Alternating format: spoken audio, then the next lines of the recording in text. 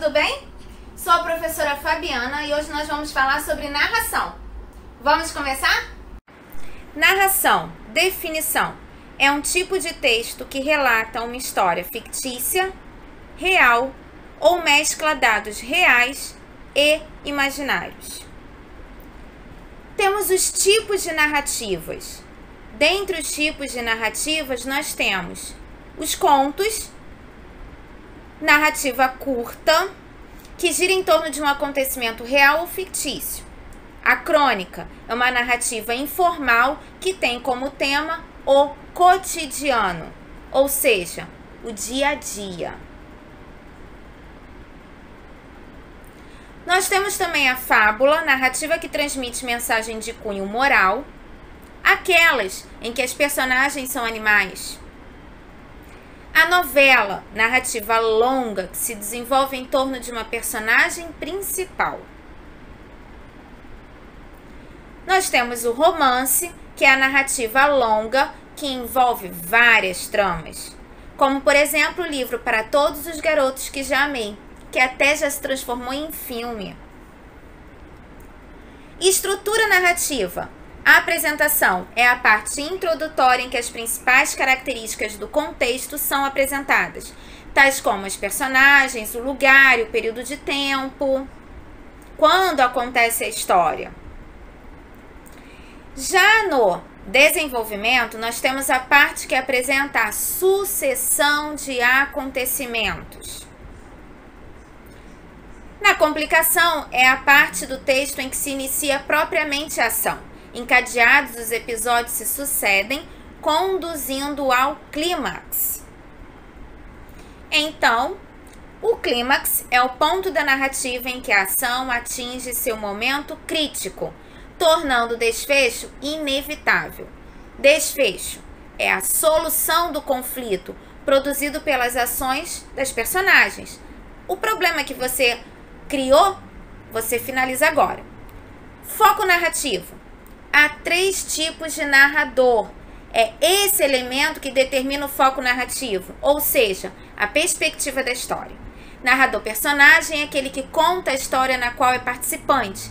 Nesse caso, ele é narrador e personagem ao mesmo tempo. E a história é contada em primeira pessoa, ou seja, o narrador é personagem. Narrador observador é aquele que conta a história como alguém que observa tudo o que acontece e transmite ao leitor.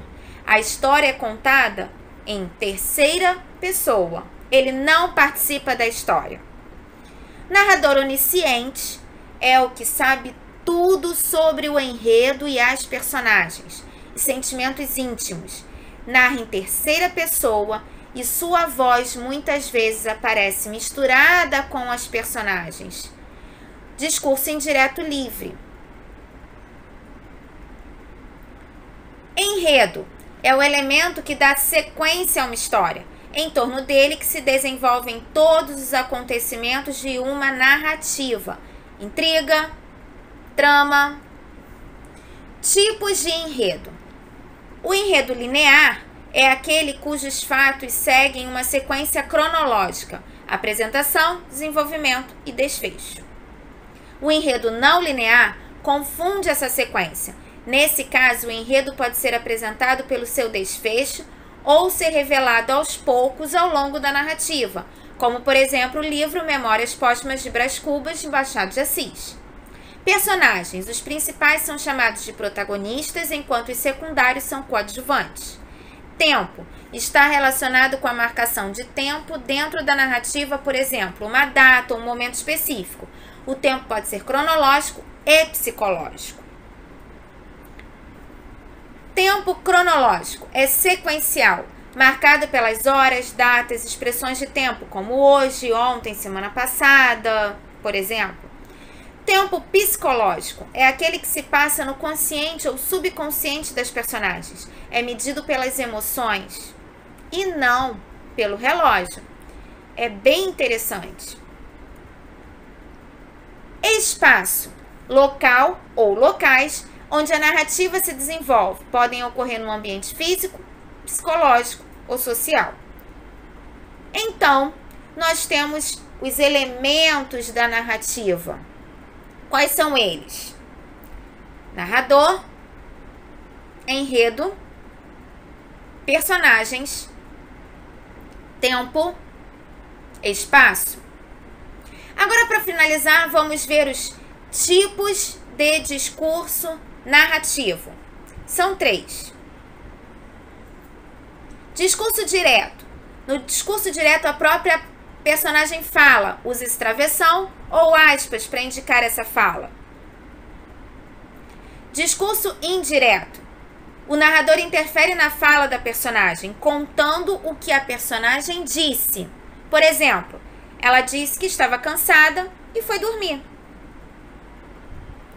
Discurso indireto livre. Há intervenções do narrador e das falas das personagens. Nesse caso, funde-se o discurso direto com indireto. Não existem marcas que mostram mudança no discurso. Preste atenção. Por exemplo, amanheceu chovendo. Bem, lá vou eu passar o dia assistindo a televisão. Então, as lendas, as parábolas, as anedotas também são narração. Então, vamos começar pelo conto. Vou ler um exemplo de conto e depois a gente vai analisar. Zorro. Dom Diego de La Vega levava uma vida tranquila na próspera fazenda de seu pai, Dom Alejandro de La Vega. Seu empregado, Bernardo, testemunhou uma injustiça. Como era mudo, narrou o caso com grandes gestos. Num segundo, Dom Diego se transformou em Zorro, o justiceiro mascarado, e partiu a galope, cortando a noite com seu cavalo negro. Na cidade, Zorro desafiou o cruel sargento Garcia a um duelo. Ágil como um acrobata, Zorro saltou com sua espada e perseguiu o sargento. Mas os soldados do sargento chegaram e Zorro precisou fugir. Então, deixou sua marca sobre o peito do malvado, um Z de Zorro. O governador da província colocou a cabeça de Zorro a prêmio, mas ele era o defensor dos fracos e oprimidos, e ninguém quis denunciá-lo. E Zorro continuou seus combates em segredo. Agora vamos analisar esse conto. Tipo de narrativa e elementos da narrativa. Como eu disse, é um conto. Tipo de narrador é observador. Por quê? Porque não é o Zorro. O autor, ele não é o Zorro. Ele conta a história do Zorro. Em nenhum momento na história mostra em primeira pessoa. Eu fui até a cidade, eu fiz um Z no peito do fulano. Não. O autor está sempre contando algo que o Zorro fez, uma história que ele viu ou ele ouviu falar. Tempo, à noite. Por quê? Ele fala lá na história que à noite o Zorro parte para a cidade. Então, isso é uma forma de nos colocar no tempo da história. Quando que essa história aconteceu? Provavelmente, ele ficou sabendo sobre o que aconteceu com o empregado dele durante o dia e à noite ele partiu para a cidade. Espaço. Ali acontece a história em 2 espaços. Na fazenda, que é o início ali da história, e na cidade, quando o Zorro parte para a cidade em busca de justiça. Personagens. Nós temos o Dom Diego, que é o Zorro, que seria considerado o papel principal. Bernardo, Sargento Garcia, os soldados e o governador é o que nós chamamos de secundários, coadjuvantes. E qual é o enredo? A história é sobre o quê? Sobre injustiça. O que Dom Diego não suporta foi a injustiça que aconteceu com o funcionário dele, com o empregado dele. Então, ele vai em busca de justiça. Esse é o enredo. É em cima desse tópico que a história acontece. Complicação. O que é complicação? Como eu já expliquei, é o problema da história. O empregado de Zorro, Bernardo, presenciou uma injustiça. Isso é que desencadeou uma série de fatos da história. Se o funcionário lá, o empregado, não tivesse presenciado essa injustiça, a história não teria acontecido. Concordam? Então, esse é o problema da história, é o que desencadeou toda a história. Isso é o que nós chamamos de complicação. O clímax, que é aquela parte de suspense. Se eu paro a história ali, eu não sei o que aconteceu com o personagem ou com os personagens. Os soldados do sargento chegaram e Zorro precisou fugir. E agora? O que aconteceu? Não sei. Se eu não li a história, eu não vou saber. Agora nós vamos ler um outro tipo de narração, que é a fábula. Como eu expliquei anteriormente, a fábula sempre tem algo a nos ensinar. A fábula da estrela do mar.